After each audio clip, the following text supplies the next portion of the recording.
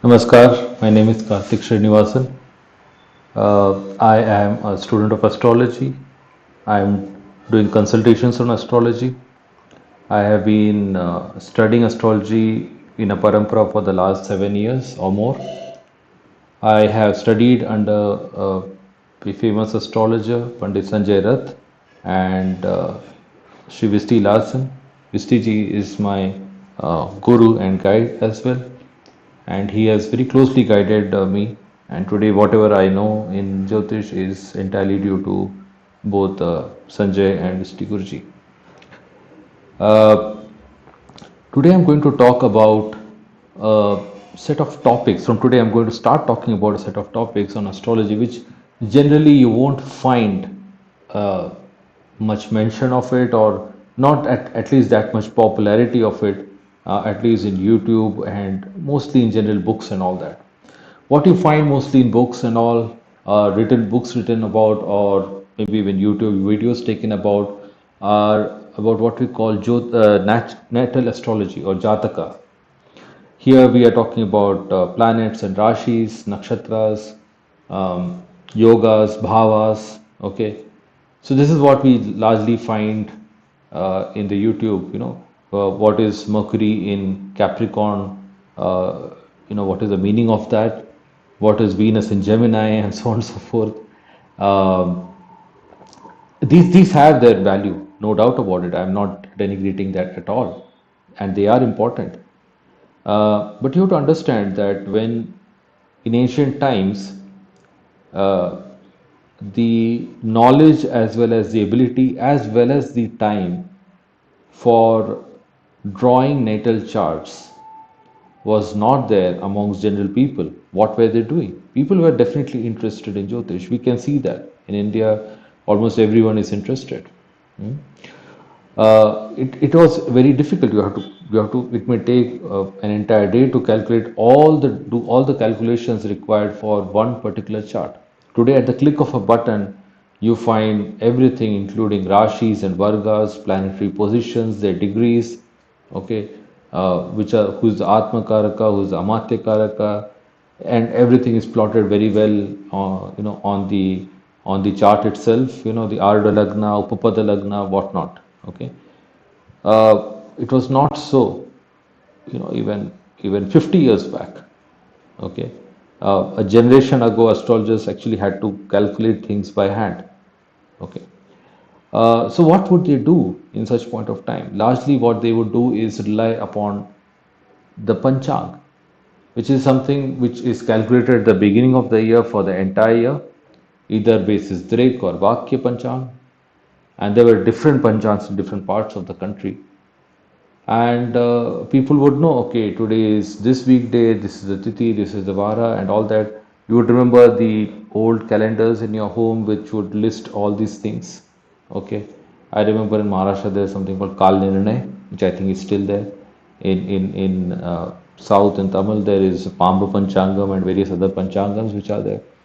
So they would list down all these things. Okay, and most of the Jyotish was basis these things. Okay, if this Tithi and this Vara was there, this is the kind of dosha which is there. Okay, there are so many doshas. There is Dagda Tithi, there is Visha Tithis, and there is Dagda Nakshatra, Dagda Rashi, and so on and so forth. There are n number of such things. Apart from that, there are major evils. Whenever any auspicious occasion has to be done. See, largely Jyotish in the past was used to determine the right time, Muhurta, for auspicious occasions. Okay, there were various samskaras people had, right? Like Jata Karma, Namakarana, okay, Anna Prashna, okay, Upanayana, and Vivaha as well. Okay, so these were the various samskaras. There is Shodash samskaras, actually, this part of Shodash samskara, which were there. And apart from that, say for Graha Pravesh, okay, housewarming, that is, or starting any new initiative, one would always try to look at a new Muhurta. In those days, kings, before they embark on a battle or a major campaign, they will look for a good Muhurta. Okay, or if they are going to construct some very large thing, maybe a dam or maybe any public building, etc., they will look for a good Muhurta. Okay, so for that, you need to have understanding of these various combinations of Tithi, Vara, Nakshatra, etc.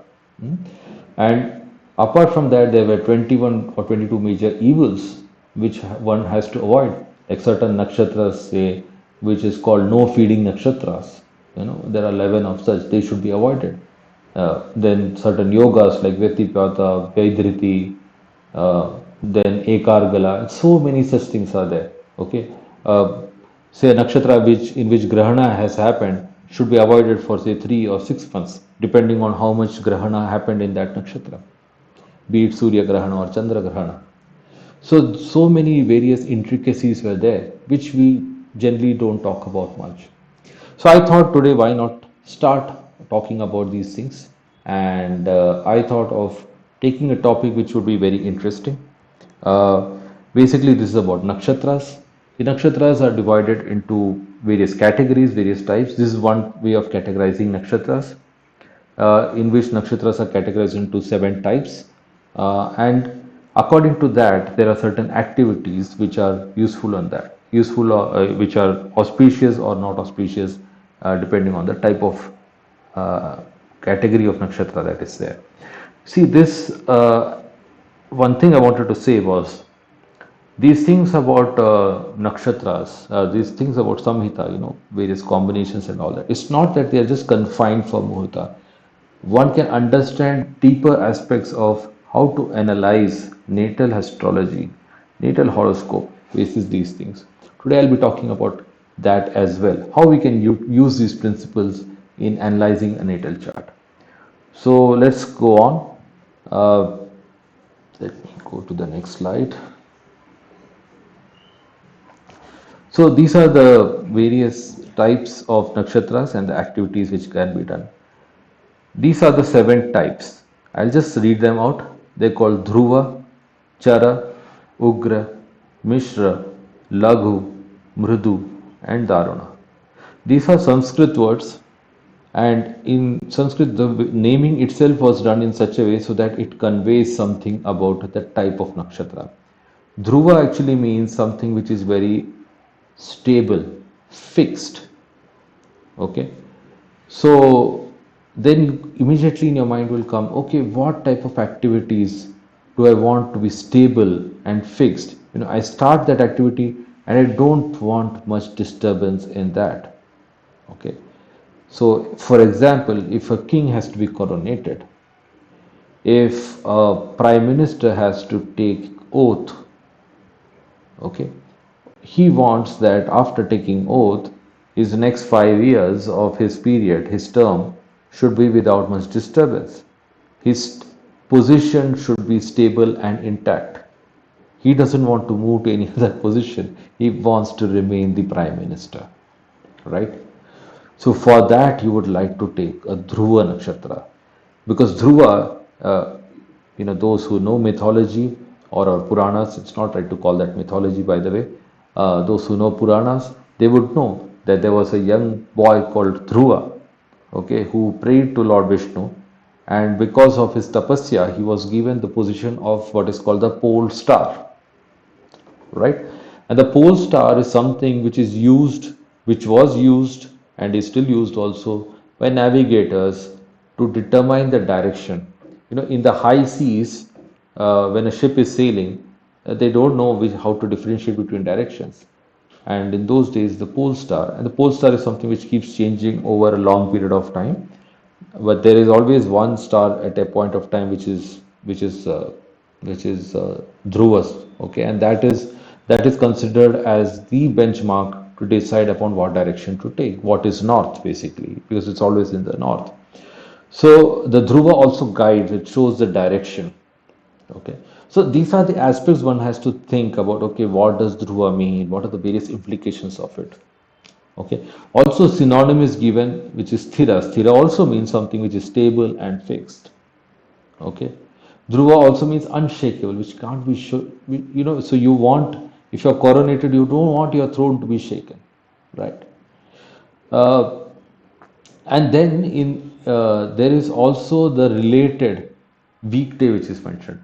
So one has to understand another aspect. Whenever we see a category, let's say we talk about 7, We are saying, okay, the nakshatras are going to be divided into seven different types of nakshatras. Okay, so then immediately you have to think, what is the other thing which is seven? Very well known aspect of time which is seven. That is the weekday or the vara. There are seven weekdays we have. So then we should see, okay, there must be some correlation between the seven types of nakshatras and these seven weekdays, right? And that is what is mentioned given in over here. This is very clearly in, without any ambiguity given in the muhurta literature, that which are the varas related to these particular nakshatras. So Dhruva is related to Ravi Vara. So in fact, it's said that whatever activities you will do in Ravivara, you also do in this. See, Ravivara or the Sunday is also good for any spiritual activities. That's why you also find one word called Shanti mentioned over here. Shanti means doing certain homas or yajnas which will pacify things. Okay, and after pacification, let's say some planet in your chart is very agitated, and then you go to an astrologer and you say, you got to do a shanti karma for this.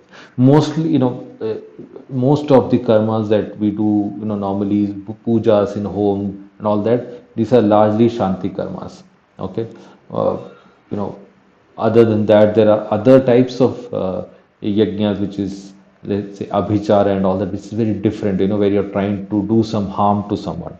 Here you're not trying to do any harm to anyone. Here you're trying to ensure that whatever is agitated, unsettled in your chart is settled. So after this, the planet settled becomes peaceful, and because it is peaceful, its anger goes away, and the blessings of the planet comes upon you, or the devata comes upon you, for that matter.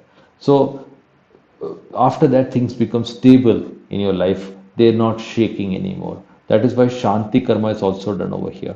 So Ravivara, and you can see the shanti over here. Okay, then you have Chara. Okay, and you have Chandra is moon, which is the fastest amongst all the navagrahas, the nine planets, and especially definitely among the seven weekday planets. Moon is the fastest. It is much faster than any of them. So hence the chara means movable, something which is moving. So you want things, whenever you want something to keep moving. Okay, let's say you want to decide a muhurta for embarking upon a travel, and in this travel you are actually planning to move to different places. Okay, you will not be going to one place and staying. Let's say it's a trip, you're going to Char Dham, for example.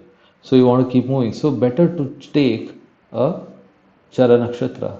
Suppose you want to purchase a new vehicle. What do you want the vehicle to do? You want the vehicle to move, right? You don't want any spark plug issues, isn't it? So that, to avoid the vehicle from starting. So, no starting troubles. You don't want any starting troubles, you go for Chara Nakshatra. Okay, I have listed down what are the various nakshatras over here. Okay, I'll come to this also a bit. Then you have Ugra. Ugra itself, the word means something which is fierce, terrible, aggressive. Okay, fearful. Okay, the synonym is Krura. Krura means cruel, very cruel, very harsh. Okay, so that would come under Mangal, and we know that Mars is one of the most aggressive planets. Okay, these are the nakshatras over here, and you can see the activities are also like that. Uh, Say you want to say a pharmacist or some people who are into medicines, say Ayurvedic medicines, for example, they want to determine a good time to start making a particular medicine. So it's better to start making it during an Ugra or a Darun Nakshatra. See, the last part over here is giving additional. Additional meaning the same activities can also be done under Daruna Nakshatra. Okay. So, for example, Dhruva activities can also be done under Mridu Nakshatra. Mridu is over here, the sixth one. Okay. So, in this way, I have listed down the various activities which are mentioned. I will maybe dwell upon it more later. This was just to give you an introductory understanding, an overall understanding, okay, of what is going to come. The nakshatras also mentioned in a certain way. For example, it's mentioned three Uttaras. So this is easier to remember. Otherwise, I could have said, Uttara Bhadrapada, Uttara Ashada, Uttara Falguni, and Rohini. So you'll be like, okay, there are so many different terms, right? By saying three Uttaras, anyone who knows Nakshatras, they know that what are the three Uttaras. Similarly, the three Purvas are the counterparts of this, Purva Falguni, Purva Ashada, and Purva Bhadrapada. Uh, then it is mentioned over Shravanatraya. Shravanatraya means the three nakshatras consecutive to Shravana, including Shravana itself. Okay, so you have Shravana, Dhanishta, and Shatabhishak. These are the three nakshatras coming in this group. Okay, Mishra is the smallest group of this. It has only two nakshatras, Vrishakha and Kritika, and it's best to do Agnihotra, any fire related aspects, because why? Because Kritika is ruled by Agni, Vishakha is ruled by Indra Agni. Okay, so hence a lot of Agni over here, by the way. So hence that. Um, this set of nakshatra scheme is actually 28 nakshatra scheme. It includes Abhijit over here. Abhijit comes under the Laghu nakshatra group. Okay. And then you have Mridu nakshatra, and then you have the Darun nakshatras. These are the Darun nakshatras. In the rest all cases, I think it's very clear what are the nakshatras involved, so I'll not talk much about it. Let's move on. There's a lot more to share, right? I when I looked at the seven types of nakshatras, I wanted to map them out in the zodiac and try and understand, can we see some patterns over here? Is there something coming out, okay, of this? And I'm just presenting it to you. I can see some patterns for some cases, not for all, let me be honest. And I'm more than happy to hear your comments on this part. Uh, let's first look at this red, which is Mars, right? You can notice that all the reds are largely in the fire signs. This is the South Indian chart. So this is Aries. You can see that hard black line which is dividing the rashis. Okay, it's a bit difficult to decipher, I guess, but for example, this is Aries. Okay, and this is Leo. Okay, and this is Sagittarius or Dhanu Rashi. Okay, Mesha, Simha, Dhanu. These are the three, right? Now, if you can see, you can largely see the reds over here. You can see a little bit of red here as well, but it's largely over here. What are these nakshatras? This is Bharani, this is Magha and Purva Falguni, and this is Purva Ashada. So you have two of the Purvas over here, Purva Falguni and Purva Ashada, and Bharani and Magha. The one Purva over here, which is going a bit off the fire sign, is the Purva Bhadrapada. Okay. So, but you can largely see it is in red, which is in the fire signs. That is the Mangal related uh, nakshatras. Okay, Ugra nakshatras are in the fire signs. This is something easier to remember, right? If you think, okay, which are the ones linked to Mangal? Okay, first let me think which are the ones linked to fire signs, right? It is red also, right? So that is one. The other thing which you can see very clearly is, say, with regards to Mercury or the Mishra Nakshatra. They are also called Sadharana Nakshatra. If you notice, you have over here Kritika and you have Vishaka, and they are very much complementarily placed over here. It's like as a mirror to each other. It's not exactly mirror, but it is a mirror. But there is something. You have three padas in the sign of Venus and one pada in the sign of Mesha, which is of Mars. Similarly, where you here in case of Vishaka, you have three padas in the sign of Venus and one pada in the sign of Mars. So that is what is making a Mishra Nakshatra. If you remember, we did talk of Agni in the context of Mishra Nakshatra, right? Why? Because Kritika and Vishakha, their devatas have Agni in them. Kritika's lord is Surya, which is or sorry, Agni, right? And That Kritika's Graha Lord is Surya, but it's Devata. Okay, we also have a Devata, right? I hope people do remember what are the Devatas. I will maybe take a separate lecture on that. But you have Devatas, for example, Ashwini Kumars are the Devatas of Ashwini. Yama is the Devata for Bharani. Agni is the Devata for Kritika. Brahma or Prajapati is the Devata for Rohini. Soma is the Devata for Mrigashira. Ardra is the Devata for, sorry, Rudra is the Devata for Ardra. Okay. Um, then you have Aditi, who is the Devata for Punavasu, and so on and so forth. Brihaspati is the Devata for Pushya, Sarpa is the Devata for Ashlesha, and so on. So do remember the Devatas for these nakshatras. So here you have Agni and here you have Indragni. So you have Agni in this. Now, those who know the Dik Chakra, which is the directional uh, scheme, okay, in which you have the 8 planar directions and 2 vertical directions, okay. In that, again, they are divided for planets. In that, the southeast direction, southeast is called Agneya Kona, or where where Agni Devata is residing. That in the graha linked to that in Dik Chakra is Venus. Okay, now you can see the link to Venus, Shukra, right?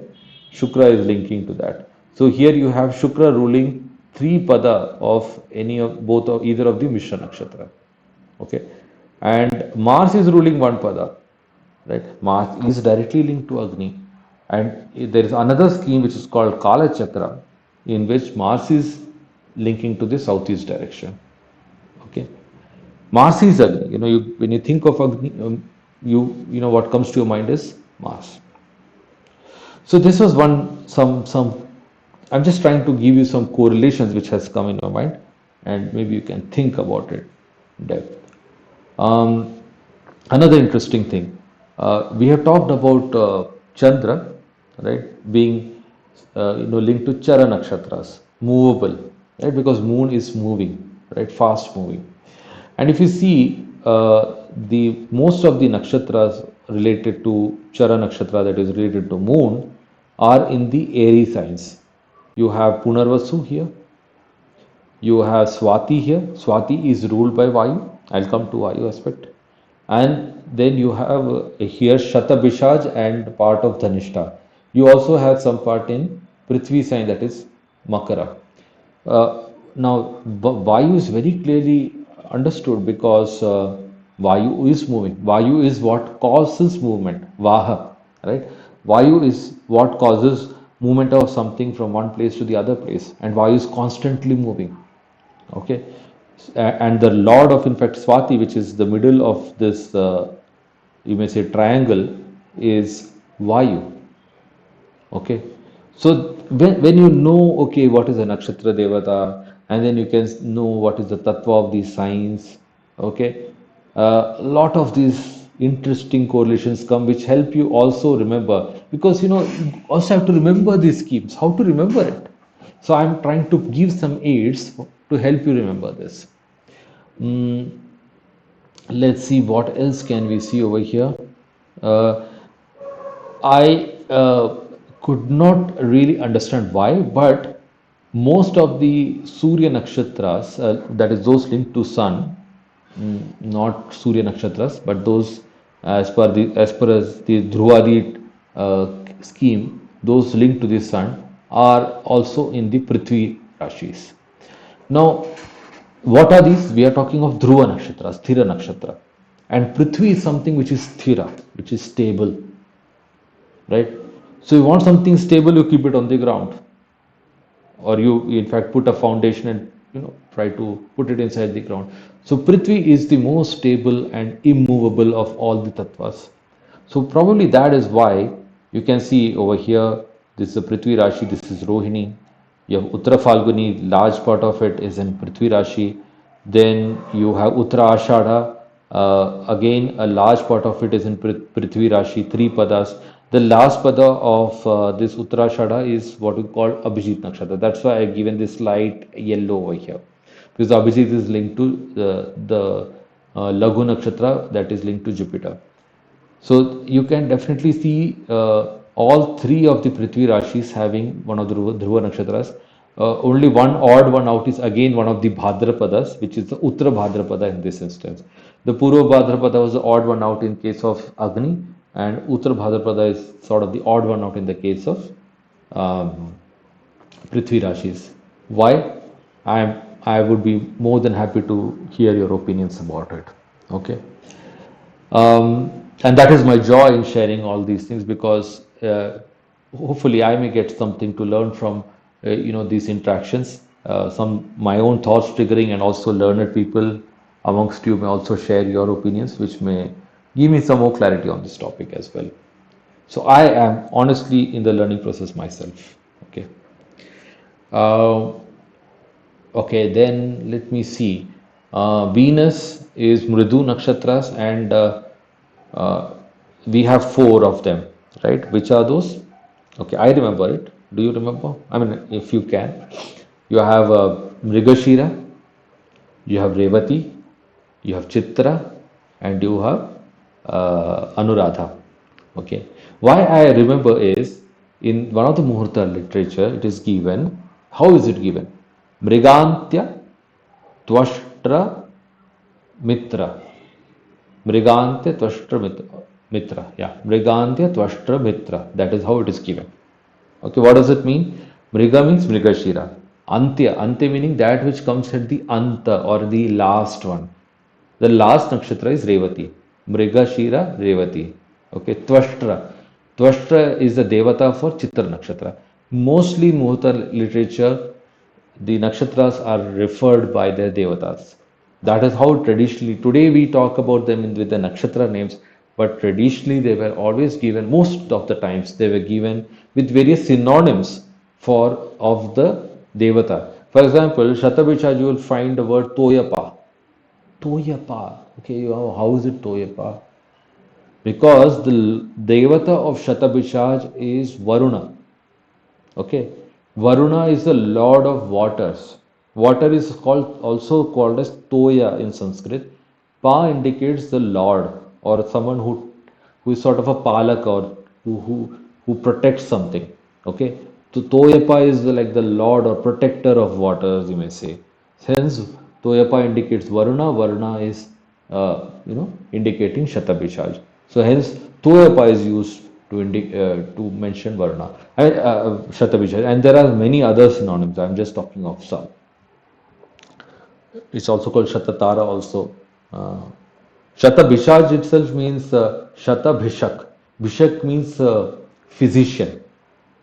Okay, so we're talking about 100. Shata means 100 physicians. Okay, that is a kind of image which should come in your mind. So it's also about the image which comes in your mind when you think of a nakshatra, and the image itself also reveals a lot about the nakshatra to you. Okay, I got distracted. I was talking about the type of nakshatras in Venus, right? Which is the Mridu nakshatra, and you have here, I have noted down, two are in Jala signs, which is understandable, right? Venus is a Jala planet, right? Venus and Moon are Jala, Mercury is Prithvi, Sun, Mars and Ketu are Agni, Saturn and Rahu are Vayu. Like this is the traditional configuration in terms of tattvas of the planets. So one can understand that two of them are in Jala. Okay. Now the other two are in the lauded by Mars. Which are these? We are talking of Mrigashira and Chitra. Okay. They also have a part in Venus's sign. Two of the pada is in sign of Venus. So that way there is a connection to Venus. But there is a Venus-Mars connection. We find that in the case of Mishra Nakshatras also. Here it is something linked to Mercury, which was tying Venus and Mars. Here you have something linked to Venus, which is tying Venus and Mercury. So Mercury is again coming to picture over here, because this Gemini and Virgo, these are the two signs lauded by Mercury. Okay. Sorry if I'm going too fast. I'm just bit excited finding all these correlations, right? But you can see a bit of complementarity, just like you found in case of Kritika and Vishakha. You have a bit of complementarity between Mrigashira and Chitra. They are lauded both by Mars, but they also have like two padas over here, and it's like a mirror image. They are an exact mirror image of each other. Okay. Okay. Um, then you have the nakshatras of, I think I've talked about all, maybe Jupiter and Saturn are remaining. So then you have Saturn's nakshatras.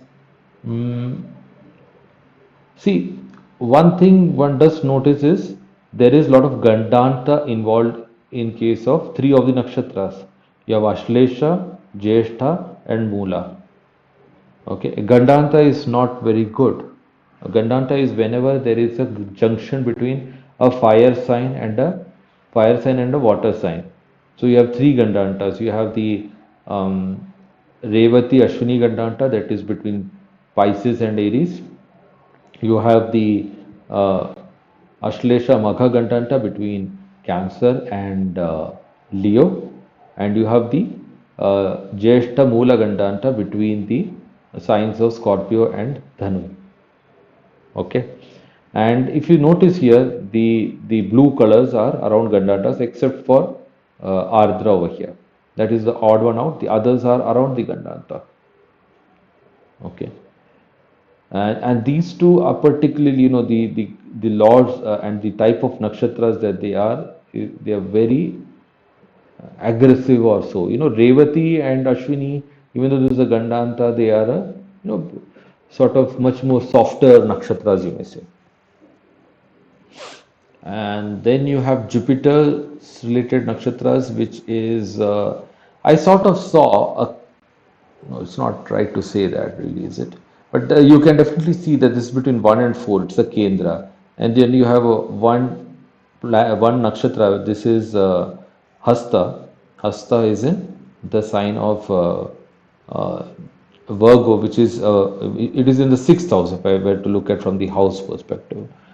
Mm, honestly, what I can say is I can understand 1 and 4 over here. That is what I mentioned. Jupiter has Digbala in the first house. Jupiter has directional strength in the first house.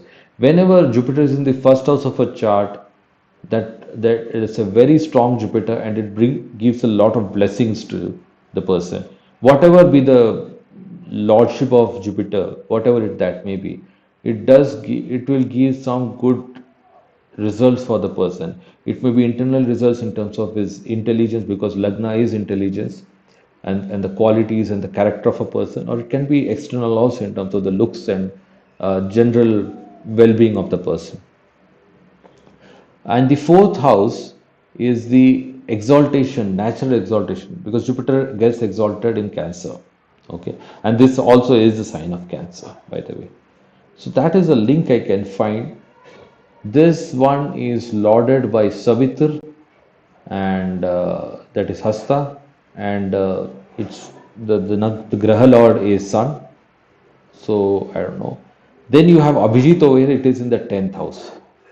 And this is almost, one can say, when we talk of Abhijit, we are talking about Jagannath, 10th house. Again, this is a Kendra. Okay. Jupiter in Kendras is always considered a great blessing. However, I don't have anything more to add on this, I'm afraid. Okay.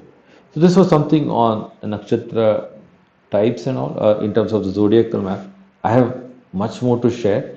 I'll be talking about each of these nakshatras in detail. So this is about Dhruva nakshatra, but I have already taken a lot of time today. So I will be covering this in another lecture. Okay, coming very soon. Thank you for your patience, and hope all this knowledge has been useful and interesting to you. Looking forward to your feedbacks and comments. Do like, share, and subscribe to my channel. And thank you very much. Namaskar.